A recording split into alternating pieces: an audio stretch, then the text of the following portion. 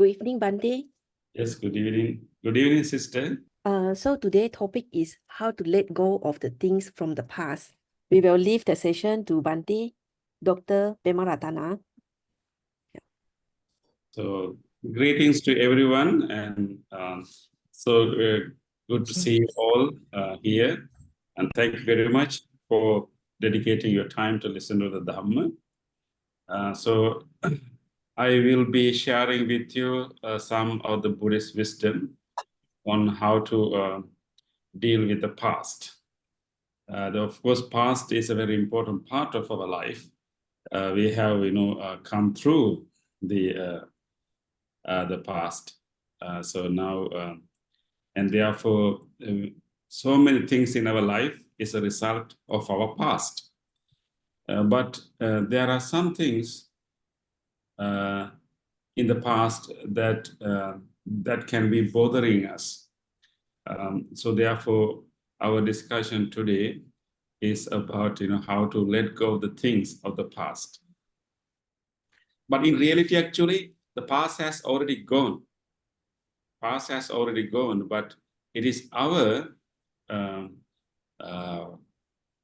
association with the past, our emotional connection with the past is something that we need to work on to release.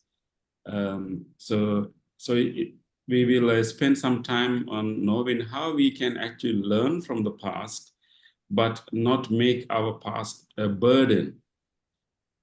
So how we can learn, but not making it a burden. And there are a lot of advice from the Buddha to how to relate to the past in the more wiser, more skillful way.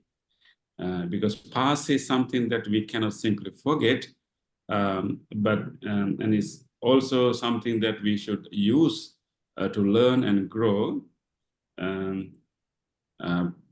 But we had to use it correctly. Otherwise, past can be such a big burden, to our life. And mostly the past become an issue for us when we realize that, certain things that we have done in the past is not very skillful. When we realize that, some things we have done in the past are unhelpful, unskillful, unwholesome, and then we have some issues, we have some regrets, we have some remorse, and how we can deal with that. That is one aspect of the past. But I think there are two bothering sides. There are two aspects to our past that can be bothering to us.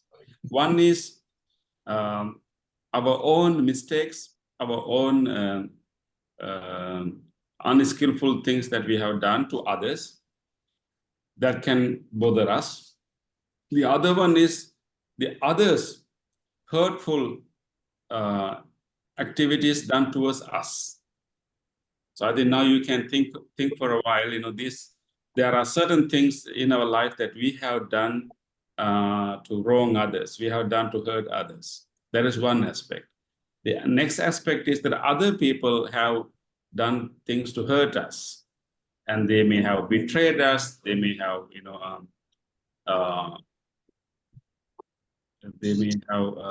hurt us. So those things also, those two aspects can be bothering to us when we think about our past. So I'm going to deal with these two aspects. I will first try to discuss how we can deal with the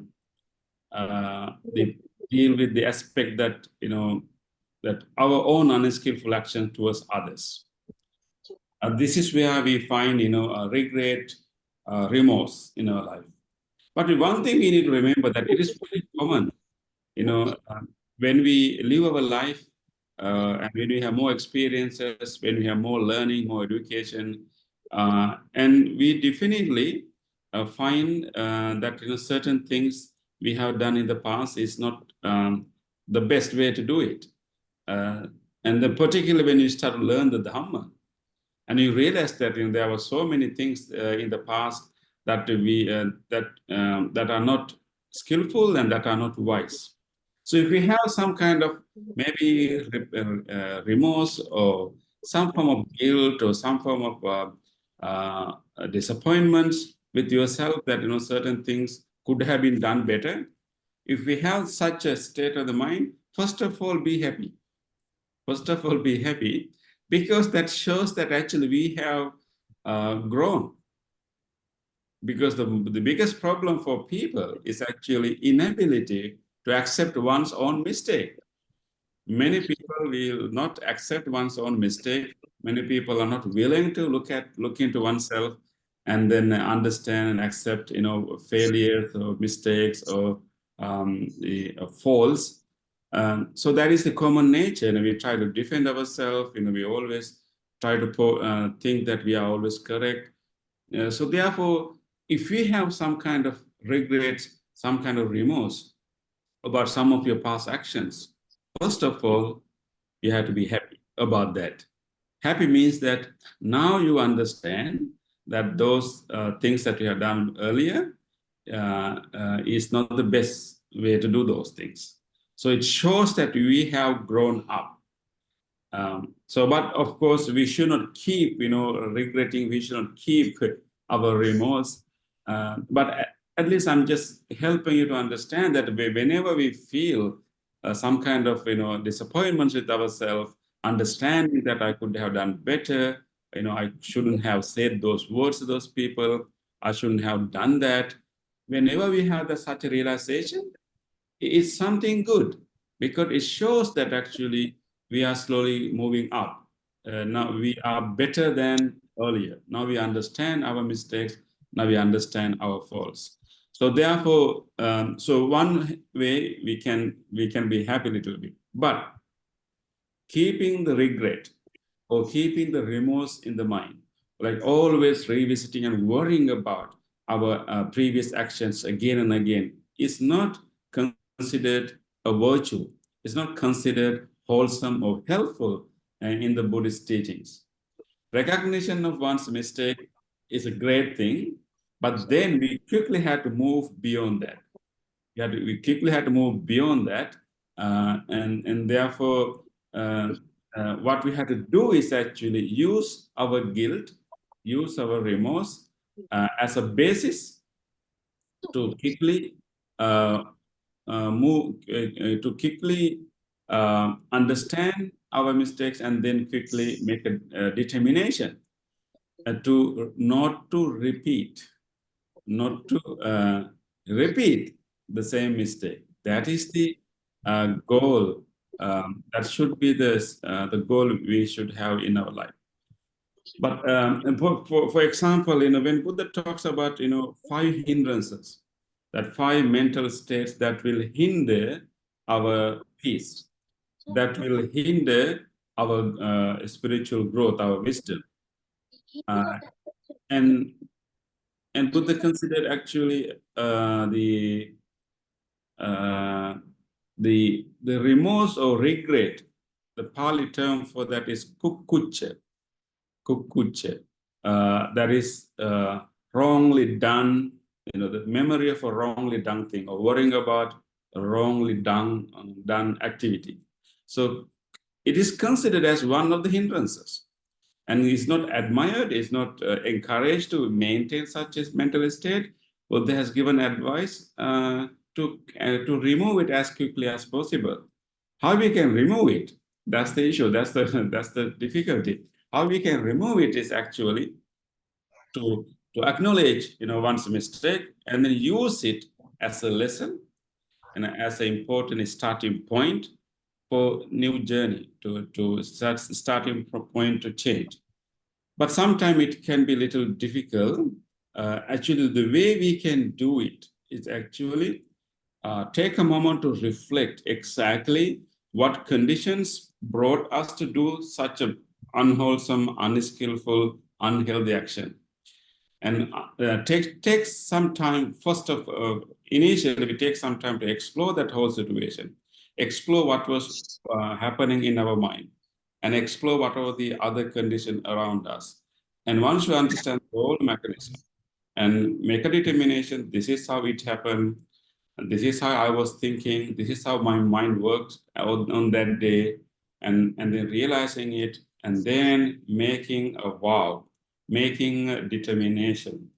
Based on the realization, making a determination that in future similar events, I will not repeat such a behavior. And then focus more on the future, using the past mistake as a lesson. And by doing that, actually, we can move forward and we can release the burdens from the past. And if you deeply understand the teachings of the karma, the Buddhists understand the karma, it allows us to always renew ourselves.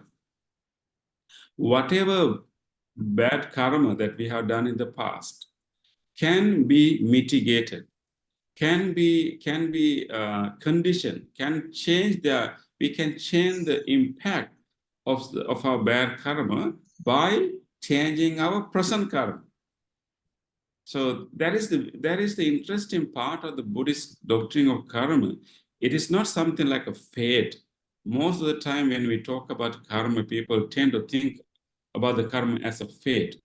But any of our past karma are only like seeds. They are only like, creating a certain potentials in us. They are like planting seeds. But those seeds need other conditions to, other condition to mature. But if we change our present behavior, that present behavior changes how our karmic seeds in the past is going to affect us. There's an interesting discourse, sutta by the Buddha, and it's called Lonaphala Sutta, in the numerical the collection of numerical discourses, where Buddha used a simile of a salt. And he said that the effect of the bad karma, previous bad karma, influenced the person based on the quality of the mind of that person. So we may have done the same karma in the past, but how that karma is going to affect us is going to depend on our present state of the mind. So the same karma done in the past may not affect the same way to each individual, because it's going to be conditioned by the present state of the mind. So it shows that actually how, although the past is a big influence on our life, but how much change we can do to our past karma, to our past mistakes. So there Buddha explained that when someone develops one's mind, in terms of, he talks about actually making one's mind develop in good virtues. When someone has developed bodily behavior in the present time, when someone has developed mental behavior in the present life, developed in virtue, developed in mind, and also when someone has developed wisdom in the present life. And Buddha said that bhavita sila, bhavita chitta, and bhavita panya. When we have this developed virtue, developed mind, developed wisdom in the current life, and then whatever bad karma we have done in the past will only have a very insignificant impact on us, because our current mind is so vast, so powerful, so virtuous. The past karma has less effect on us. The simile given there by the Buddha, Buddha is asking from the monks, think about a salt. Think about a salt crystal. And Buddha says, okay, if you put a salt crystal into a smaller cup, and the water is limited, and Buddha asks, if you put a salt in a smaller cup, and what's going to happen? The monks reply that water in the cup will become salty and unfit to drink. Then Buddha asks, okay, what if the same crystal, salt crystal is placed in the river? What will happen? And the monks reply, there will be some impact in the river, but it is very insignificant because the water in the river is so vast, putting one salt crystal in the river will not make a big difference. Of course, there is some impact anyway, but it's not going to be a big impact. Then the Buddha said that in the same way, when one's current behavior, the current life is developing virtue, developing mind, means that, yes, it can attain, a deep level of tranquility, is good in samadhi, and then develop in panya, develop in wisdom. When some person has these, three development in the mind, and his mind is so vast, Buddha said that he's a large-hearted person. He used that term, large-hearted person. And when it's unrestricted heart, and such a large-hearted person, his previous karma has a less effect on him. Just like when we have a big body of water, a small salt crystal can only make a very less impact. So what here Buddha is suggesting is actually, even though we may have done some mistakes, faults, bad karma in the past, but still we have the opportunity to change the effect of them.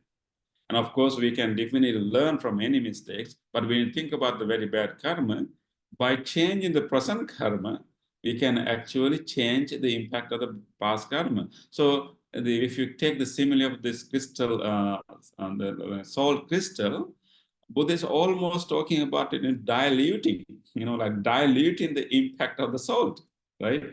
So usually if our mind is not developed, means if you don't have a strong virtuous behavior, if you're not strong in sila, if you're not strong in our meditation or samadhi, if you're not strong in our wisdom, and our mind is not a large heart, it will be narrow heart, and it's like a smaller cup. So the water is limited. So all the even small salt crystals can have a big impact in that water. But if we slowly develop our virtues, slowly develop our mind, our ability to concentrate, our ability to settle down, our ability to be mindful, and then if you also develop our wisdom, our deeper penetration, insightful wisdom, realization about the reality of life, what we are really doing is actually we are actually enhancing or enlarging or expanding the capacity of our mind. We become a large-hearted person. And for such a person, it's like, we actually like increasing more water, right? So we are diluting the impact of that, salt. Any salty water can be diluted if we add more and more and more water. So it's a very promising, very hopeful discourse for us to understand actually. The past has a big influence on us, but we are not fully controlled by the past. So therefore, I want you to remember this simile given by the Buddha, and then understand that actually right now we have more power to change the impact of what we have done in the past. So right now we can decide, what kind of, right now we can decide how to mitigate, the influence of the previous karma. Actually, even there is an important verse in the Dhammapada, in the most important and most frequently used, Buddhist text, where we find all the poetic utterances of the Buddha, the various verses and gatha. There's one gatha where Buddha says that yassa kammang katang papang kusalena pitiyari. That means whatever the previous karma that one person has done can be covered, can be mitigated by behaving skillfully. Kusalena, kusala, the skillful behavior can mitigate whatever previous bad karma that we have done. So therefore, we need to remember the power of the present. Of course, past has a big influence on us definitely, but present has more power. So therefore, it's really important for us to remember that and then be more determined to use the present time, to change, to influence or change our previous karma. So therefore, if we have any remorse, any regret of certain things that we have done, and then acknowledge it, and you can have some repentance, maybe say sorry if you can. If that bad action or bad, the mistake or the bad action that we have done is related to a person, and if there is, if it's possible to communicate with that person, or if you think that it is safe to communicate, maybe we can express our apology, and then we can use it as a lesson and focus our mind and go in front of a Buddha statue, go to a temple, maybe go to a spiritual teacher, and then make a determination, take a vow, not to repeat the same mistake again. Once you do that, and then we can let go of the heaviness of that remorse or regret. So acknowledging one's mistake, repenting on that, and then using it to make a new determination, using it to make a new self, is the Buddhist practice. Dwelling on guilt, or dwelling on remorse, or keep worrying about one or few mistakes we have done in the past is not encouraged in Buddhism. In fact, it is considered an unwholesome state of the mind, unskillful state of the mind, as a hindrance to our inner peace and our spiritual growth. So therefore, always an advice from the Buddha is to use all our past experiences as lessons, and then repent, acknowledge, repent, and make a determination. Make a determination, make a vow, create a new self. And one good story for us to remember with regard to this, the ability to change using the present, is actually the story of Angulimāla. I think many of you are familiar with the story of the Angulimāla. I think you remember that the finger garland person. You can call him almost a serial killer. But of course, after he met the Buddha and he completely changed, you can call it complete transformation of the personality. Being such a killer, he actually changed completely into a person as an embodiment of loving kindness.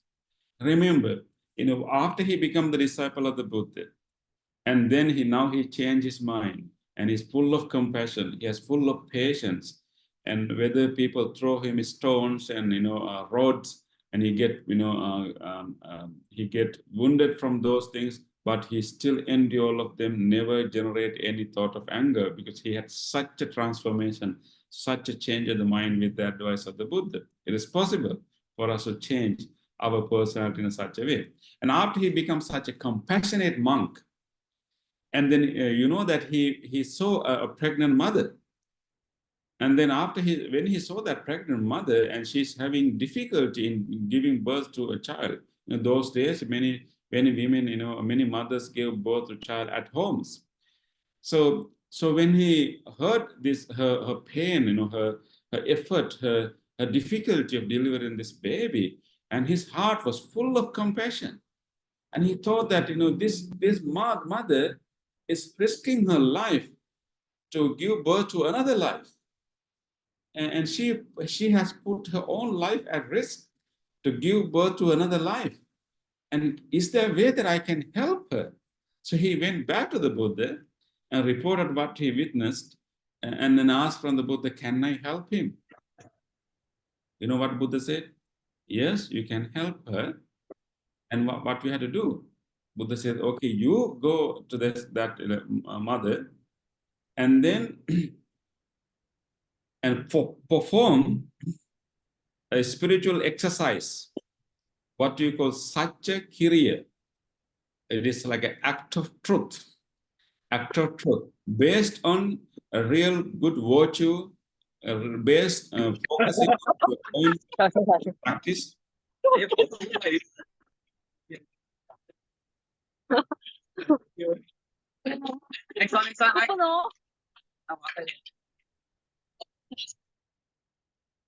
So reflecting on one's practice, one's virtue, and then use the truth of that virtue, and then based on that you can make a blessing. We can make a wish to other people.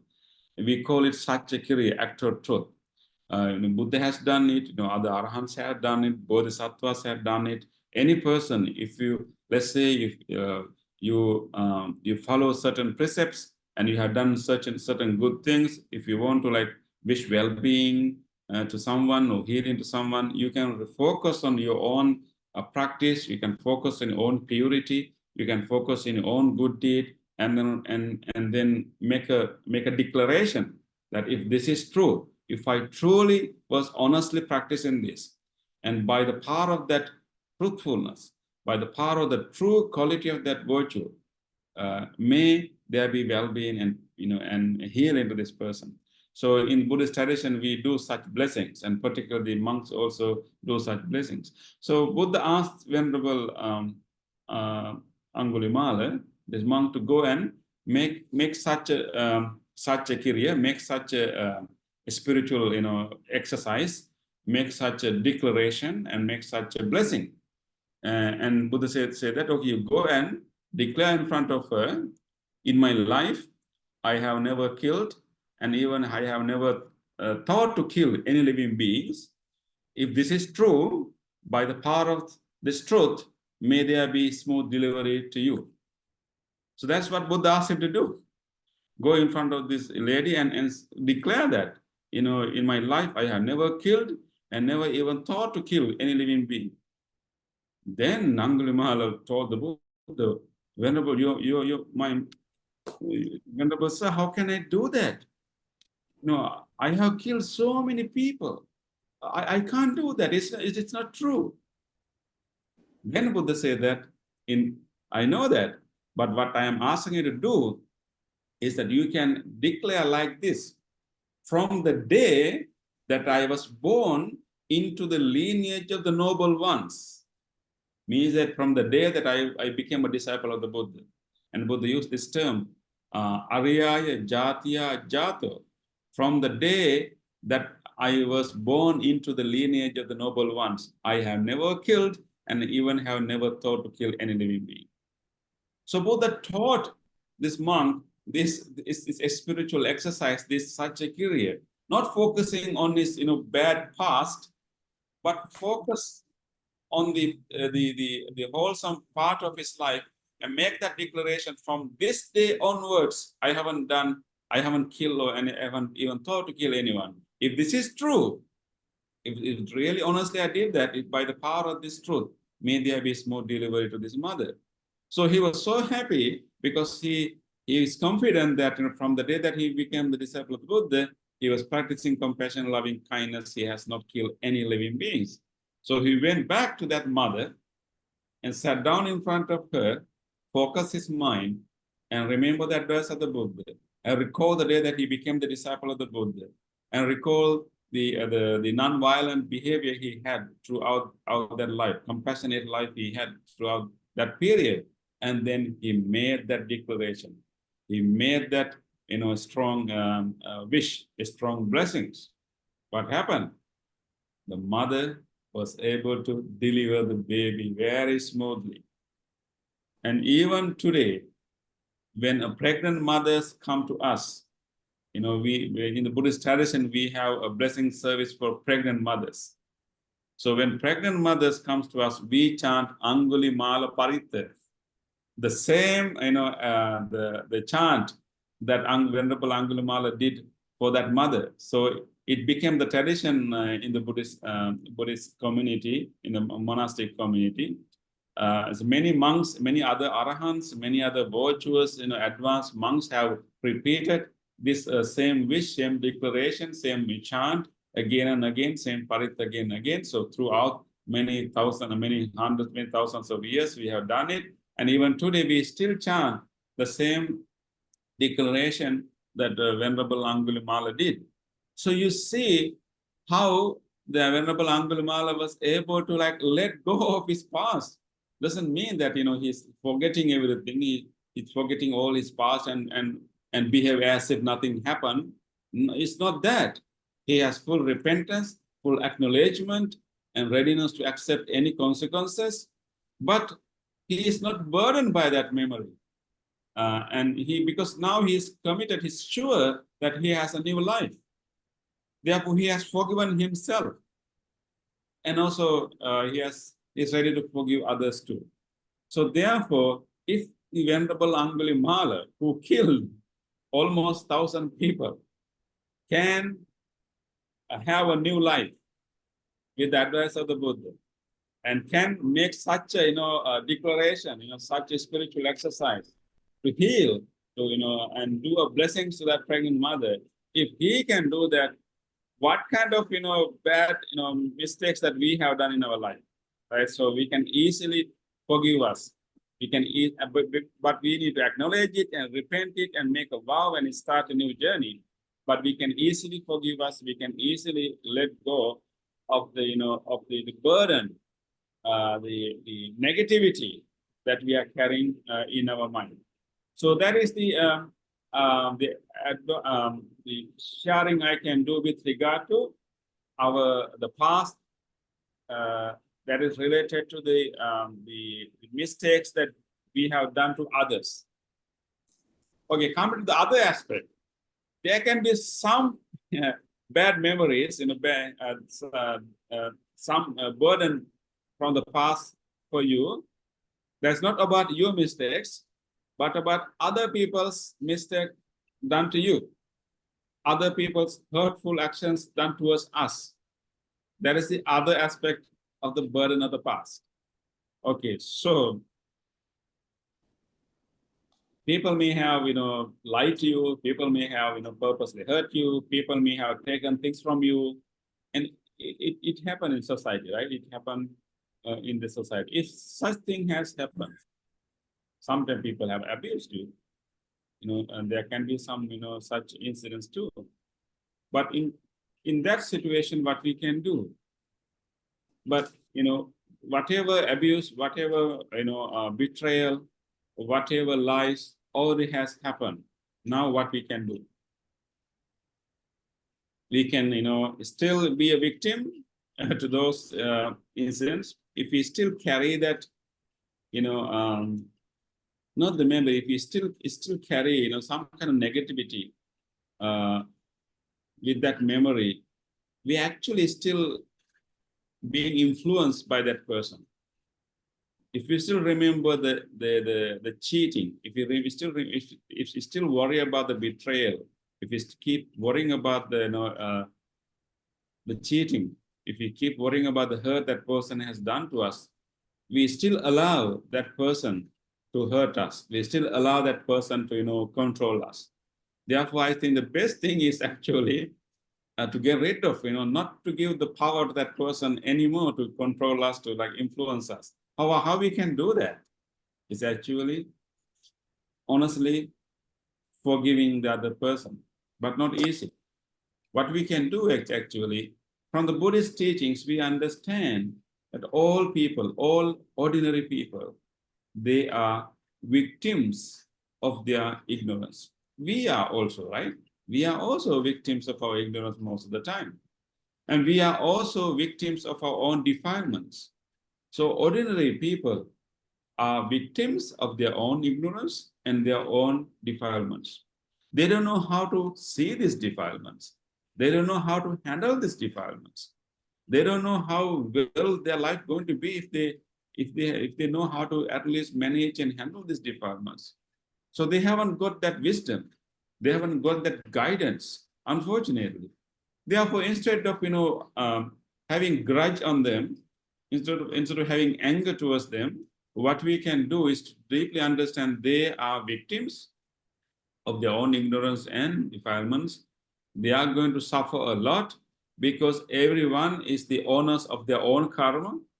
We don't have to take the burden of punishing or teaching a lesson to those people because the karma will take care of it. I mean, I mean, if they don't do anything, any correction or any change in their behavior, and they are definitely going to reap the results of their own actions. So therefore, understand that they are victims of their defilements. They are going to experience those bad karma. They are the owners of their own karma.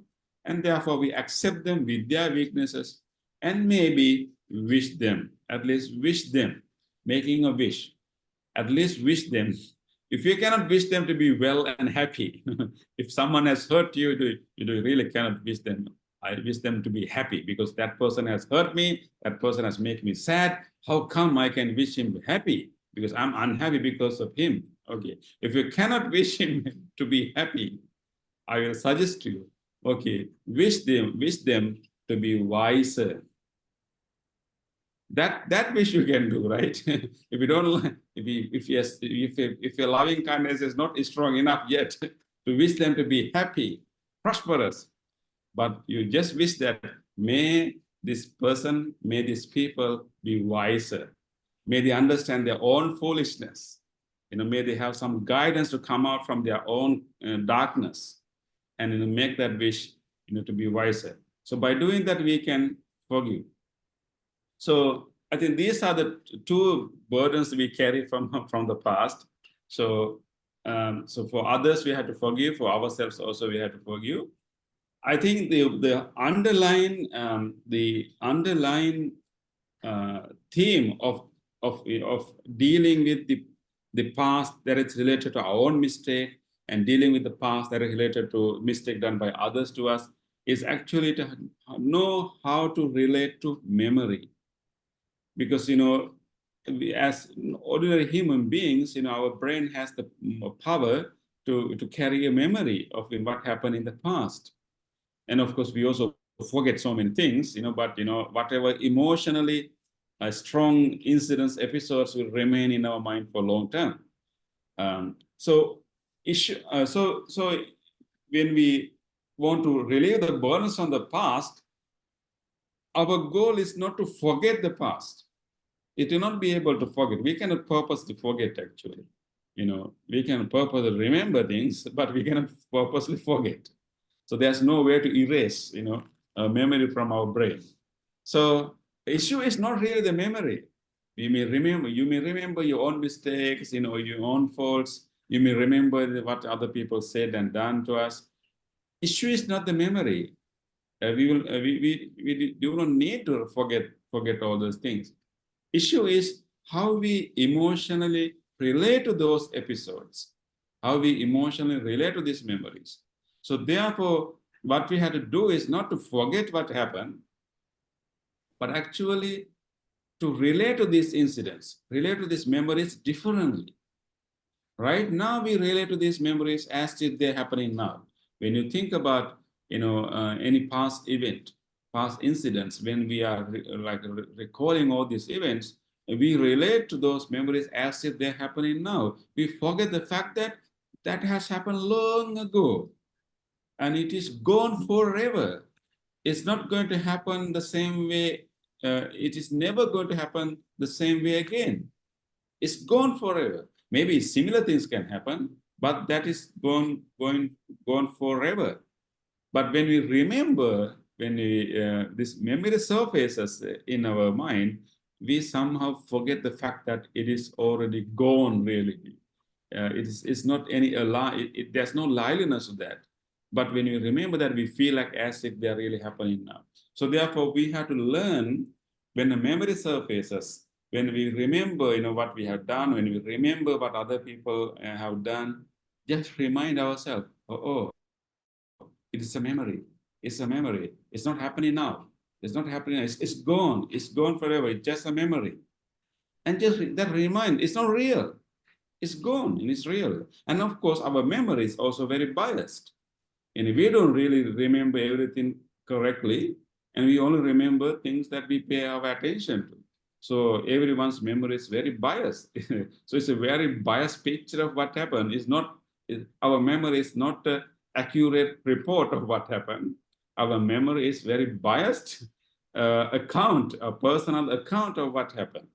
So we just remember that and remind ourselves that it's a memory, it's gone, it's not happening now. And that helps you to like, okay, calm down, it's not happening now, it's gone. And then actually to relate to that memory, change our relationships to that memory, because whatever the memory, it has happened earlier, and if you know the deep Dhamma, we know that what we call me and myself is actually the process of 5 aggregates, the Pancha Khanda, and we all are 5 aggregates, and we are a dynamic process of 5 different processes working together and moving, changing, shifting all the time. And whoever we were at the time that those things happen is not exactly the same person right now. We have come a long way. We have evolved. We have changed. Although we have the memory, the person that was living at the time that when those things happen is not the same person living right now. Of course, that previous self has given rise to this self, and there's a connection, there's an evolution, but I'm not the same person that was there when those things happen. So we have a new self now. So we need to, we can train ourselves to relate to our memory as if they are not really ours. It's a memory of our past self. We are responsible, but it's not really, we cannot really claim ownership. So we had to loosen our relationship, with that memory, not strictly identify ourselves. That is me. That is me who did that. Yes, it's you, but not current you, not present you, not your present self. It's your previous self, which was very, very different.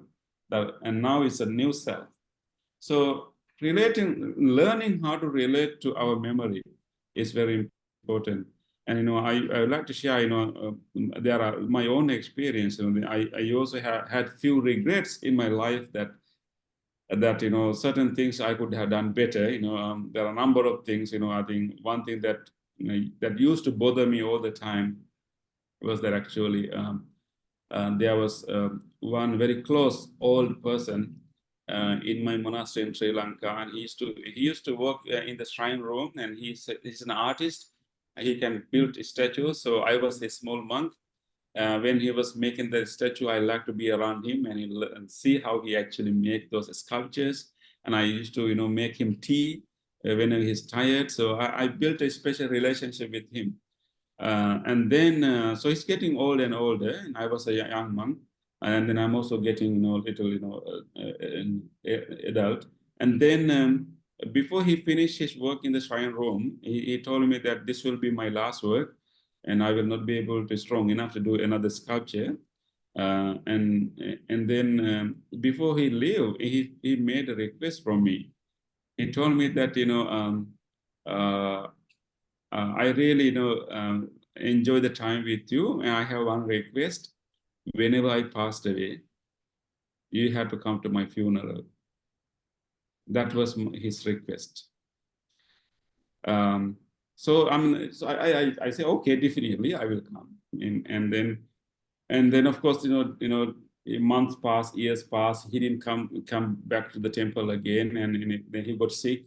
I visited him also, and then after a few years, he passed away. On the day that his funeral was arranged, the same day, I had an interview to get into a teaching college. I was trained as a teacher also. So my interview of that college was on that day. At that time, I decided to go to the interview and not to his funeral. But later, I was having so much of regrets. This innocent person, his last request, very, very, very innocent request he made, and I was not able to fulfill that. It was really hurting me. I was really regretting. So it was a burden for me for some time. And it took me a while to to really look into that and to try to understand it, So after a while, I was able to, forgive myself. I was still a young monk at that time. I don't know what I would. I mean, I would have done a better decision if that similar thing happened to me right now. So I kind of, forgive that, young monk, live in the past. I forgive that monk, and then make a determination and vow that, I will have a special care for all the people, and I will listen to the older people. I will, try to fulfill their requests in the name of that, that person. I will pay more attention to older people. If an older person make me any request, any silly request, I will do it. And then I had that vow in my life. By making that vow, I was able to relieve the burden of that, regrets. I still remember it now. I can relate all this memory, but it's not now bothering me anymore. Because now I use that, mistake. Maybe I use that, memory. I use that, yes, let's say mistake as a basis for me to, make a vow and make a determination and change my life, and then make a good habit in my life. So I think that is how, we can use our past. So there can be definitely negative memories, negative incidents happen in the past, both by ourselves and both by others to us. I think both cases, we remember all of them, but we shouldn't be strongly identify ourselves with them. And we should learn to loosen our strong identification of them. And as ourselves, we are changing, we are moving, keeping changing, and try to forgive oneself and use those memory, those incidents as a way to grow. And there's no point of regretting and worrying, because that's not going to change anything. But every worry, every regret gives us an opportunity to make a new determination, make a new vow, and make a change in our life. And then for others, when others have done mistake, it's a good opportunity for us to understand the nature of human beings, nature of human life, nature of defilements, nature of ignorance, and then forgive them. So these are the two advice I would like to give you, and we can have some time for discussion. But I would like to end our session with meditation, with the forgiveness meditation. Okay, so let's see. I think I see in the chat box. Is there a question? Are we going to give the opportunity to people to ask the question, or already I have a few questions?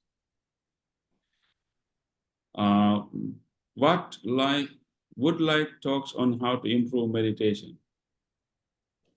I think that will be another topic, right? How to handle or face person that you dislike the most. Okay, that is related to this. Okay, how to handle or face the person that you dislike the most. Okay, yeah, I think the person you dislike the most can be your teacher. Teacher in the means that actually teacher to test you. Maybe you can use him as a mirror to test you, as a mirror, to test you. Yeah.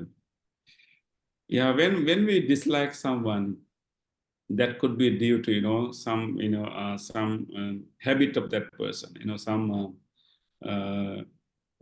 quality, some bad quality of that person, right? And maybe something that person has done. I think one thing we can remember, as I told you earlier, anybody can be changed. We are all dynamic process of aggregates. None of aggregates are permanent. So therefore, no one is permanent. Our personality is not fixed. Our character is not fixed. Of course, there are some, characteristics that are enduring, that are like repeating again and again. But in principle, anything can be changed. Any character, any trait, any pattern can be changed. So therefore, whenever you have a person that you dislike the most, don't think that person will be the same forever. Maybe that person was bad before, and that person has the possibility of changing. So actually, when something happens, some person has done something wrong to us, we fixated our mind on that bad image. So when we dislike the person, actually what is really happening there, we dislike the image, the bad image that we constructed of that person. So what we dislike is not actually the person living over there. What we dislike is actually the bad image that we constructed in our mind to that person. Whenever that we meet that person, that bad image in us come up. So we dislike that. If we allow to like see actually what that person is right now, is still having those habits, is still having those things. If we do some exploration, maybe we can see we can notice some difference. Of course, some habits can be long lasting. But anyway, my suggestion is that the best way to face the person that you dislike the most is to understand that no one is permanent, everyone is changing. And then whenever you meet that person, you don't need to like, if you really dislike, you don't need to like go and hug that person, but you still can keep a distance. Maybe in your mind, like protect you from anger in your mind, wish him well-being. As I told you earlier, if you cannot wish him to be happy, wish him to be wiser. And make that wish in your heart. When you see that person, oh, may he be wiser, may he be wiser, and may he be well. And make that wish, that will protect your mind from unnecessary emotion.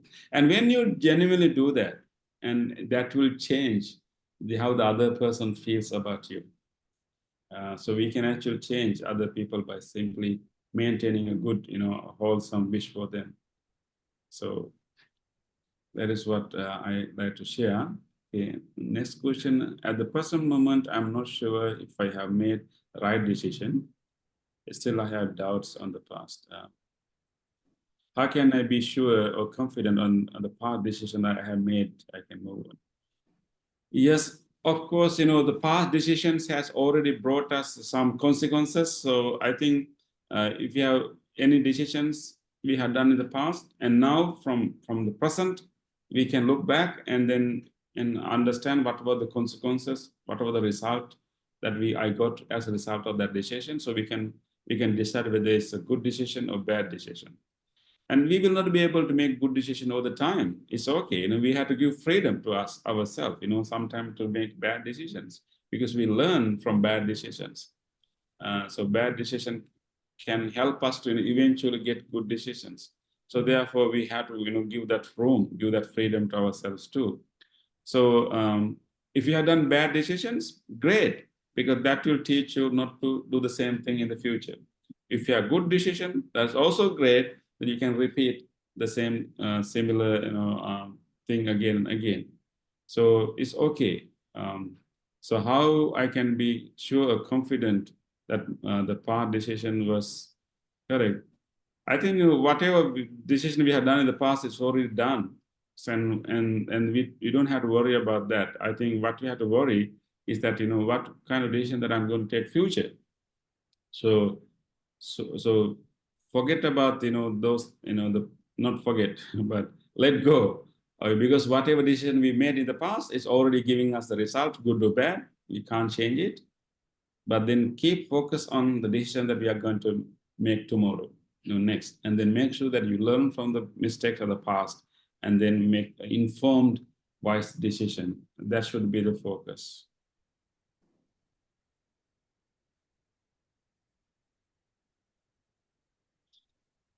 Many has bad memory of their past during the childhood or school time or at work. Maybe parent treating unfair, favor to boy or not girl, or beaten by children badly. That memory disturbed many Asians. So yeah, if you, many people have a difficult childhood. Definitely, could be, school, family, maybe even a village, even, social background, maybe time, economic hardships, in those days. So those difficult childhood can bring so much, changes to our life, definitely. Of course, we are been conditioned by that, and certain fears, certain anxieties, certain habits, in us have been built based on that. But again, remember that we are not exactly the same person, and we are evolving all the time. And it is possible that we can be exposed to good teachings, good exposure, by spiritual teachers, and we can change. So we will not be able to change the past, but just forgive those people. They didn't know better. So forgive those people, and then forgive oneself, and then trust the belief in the ability to change right now. It is not over. Our story of the life is not over. We have been influenced, conditioned by those things, but it's not over. We still can change. We are so fortunate. We have the Dhamma. We have the guidance of the Buddha. We have this wonderful teaching, so we can change. No matter what was the past, we can change. So then trust in that possibility. Okay, I can give you an opportunity for someone to, if you'd like to ask a question verbally right now, maybe you can give some opportunity.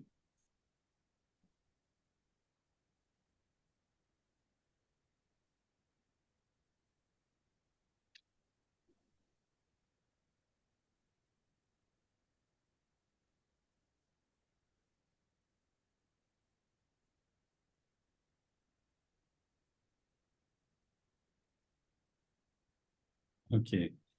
Thank you, Sister Shihling, for summarizing the answer and putting the sutta, online, and also putting the Dhammapada in the chat box. I appreciate your effort in, documenting, all the important things. Okay, if there's no question, maybe we can do a meditation. Are you ready to do a meditation now? A forgiveness meditation is related to, our topic today. Okay. Forgiveness meditation has 3 parts. One is you first try to recall, maybe let's focus on the previous year, because we are starting new year. It's more appropriate we can focus on the previous year. There are 3 parts this meditation. First part, we reflect on our own mistakes, and then we forgive ourselves. That's the first part. Second part, that we think about, recall, some unskillful behavior of other people, and we forgive others.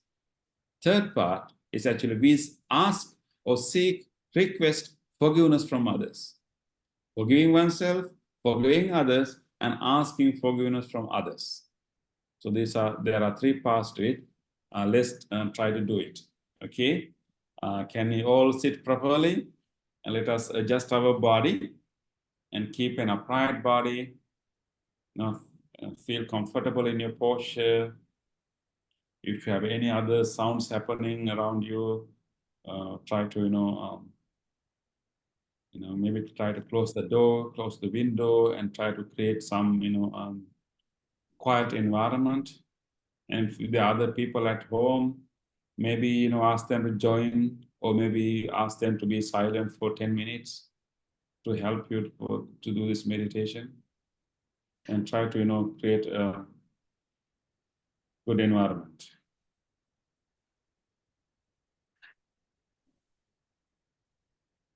Okay, rest your palms on your lap. In order to start our meditation, let us now try to take a very slow, long, deep in-breath. Take a long, deep in-breath very slowly. Feel the air moving to your lungs, cooling sensation, filling the lungs. Release that air very gently, little by little, allowing the whole body to relax and release. Take another such long, deep, slow breath, filling the lungs gently, and then releasing that air also very slowly, gently.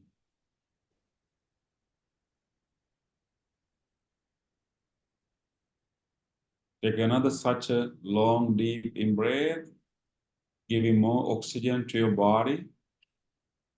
And then at the same time, allowing your whole body to relax and release and loosen up.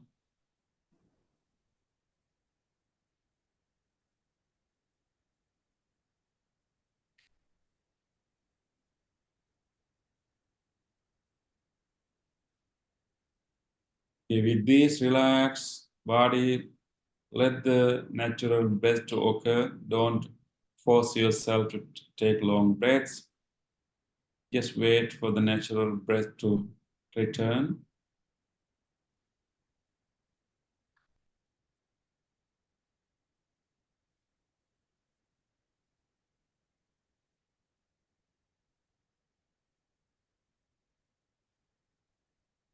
And now, let us start our forgiveness meditation. Let us make our mind as soft as we can. Most of the time, our mind is very strict, very judgmental, expecting perfection from ourselves, from everyone else.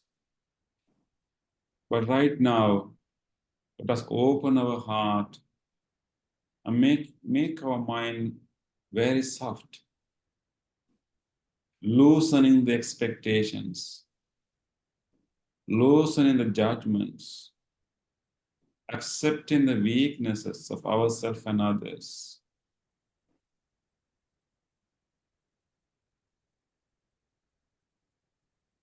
We are starting a new year. Let us now take a moment to remember one or few mistakes you did during the last year.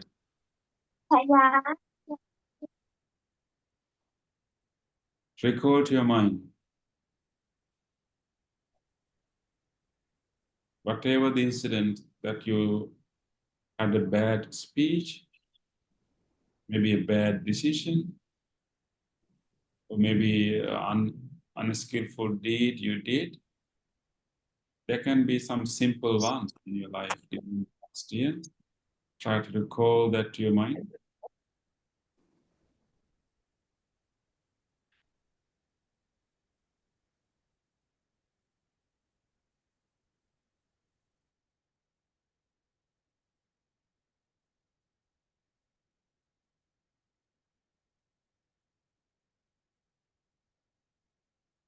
Now let us forgive ourselves for that mistake and all other mistakes.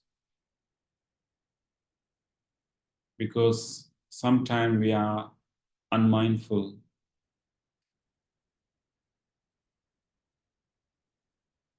So we just be okay with that, determining to change ourselves.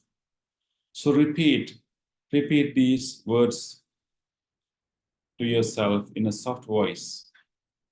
Repeat after me. I forgive myself for all my mistakes.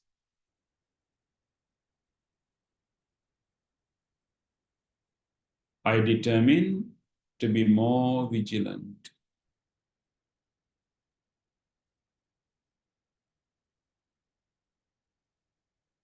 I forgive myself for all my failures.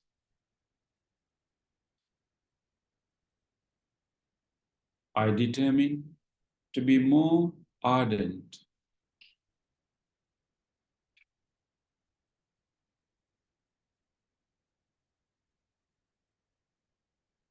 I forgive myself for all unskillful things done through my body, speech, and mind.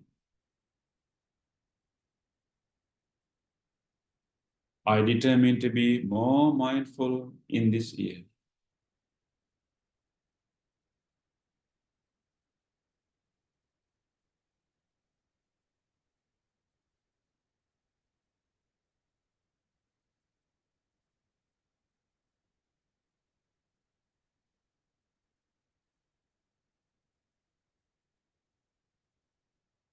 Now, you may recall to your mind whatever the incidents in the past year, that may have hurt you.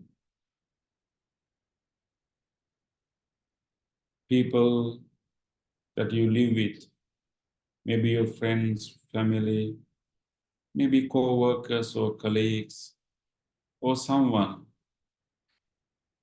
might have hurt you, sometime intentionally, sometime unintentionally. Try to recall such incident if there is one.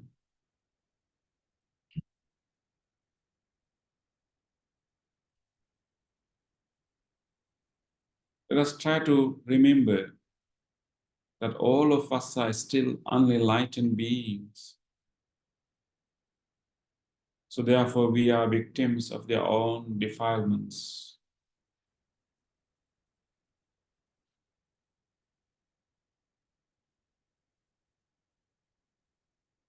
Sometimes they are worthy of our compassion. Sometimes they may not mean to hurt us. Maybe we misunderstood them. Whatever the case, let us forgive that person or forgive all others, accepting them with their weaknesses.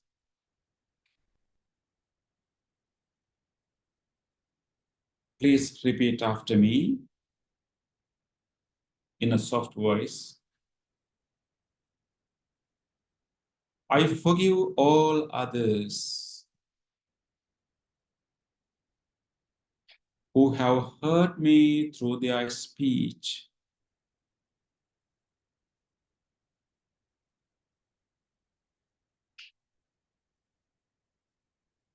I forgive all others who have hurt me through their actions.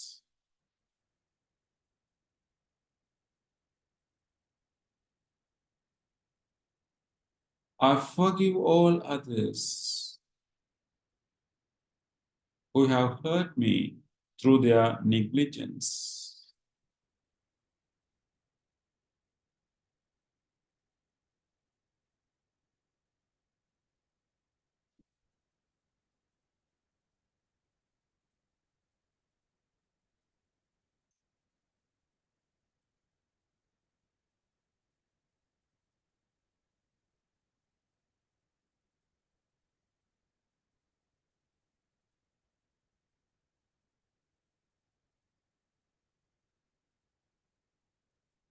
Let us now try to recall to our mind whatever people that may have hurt by us throughout the year in our interactions with other people. Sometimes we may have been unmindful, unskillful. Now it is time that we genuinely ask or seek forgiveness from them.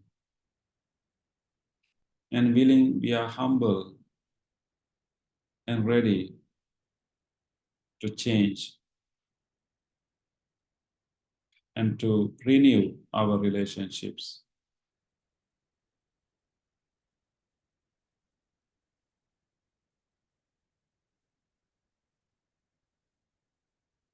Recall to your mind whatever family member that you would like to seek forgiveness. A friend, a co-worker, or a neighbor.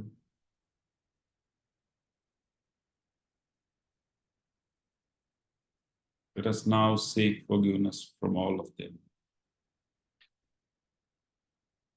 Please repeat after me. I seek forgiveness from all those whom I may have hurt.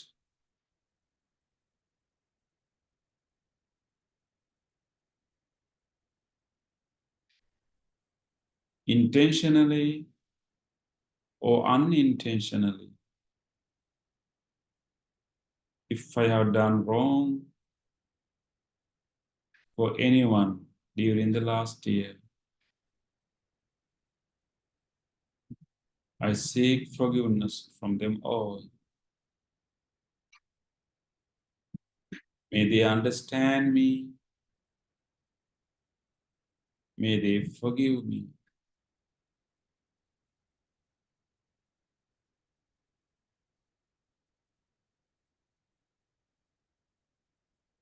If anyone got hurt due to my negligence of greeting or negligence of duties or negligence of concern, I seek forgiveness from them all. May they understand me. May they forgive me. May they understand me. May they forgive me. May they understand me. May they forgive me.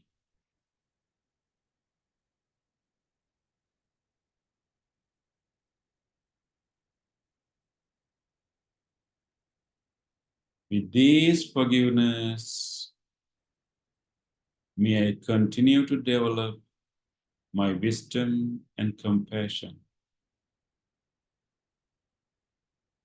May I continue to develop my compassion and wisdom. May I continue to develop my compassion and wisdom.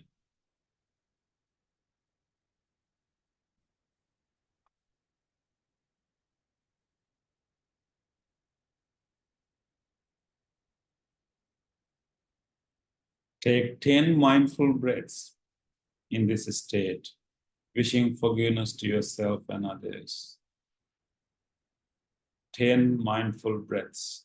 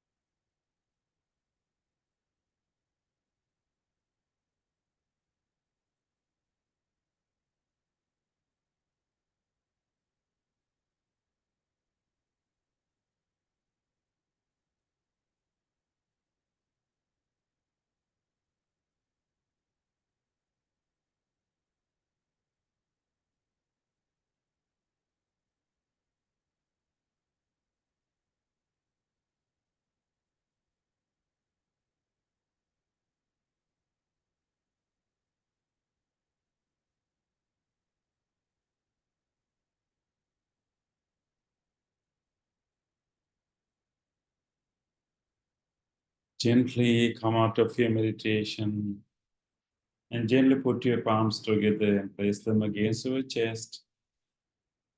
With deep gratitude for this opportunity to have a meditation and listen to the Dhamma.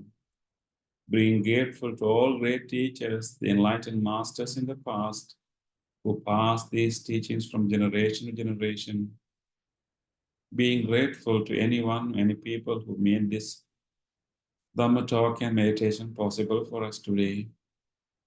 Even with gratitude to this device that help us to connect this meditation and Dhamma talk remotely.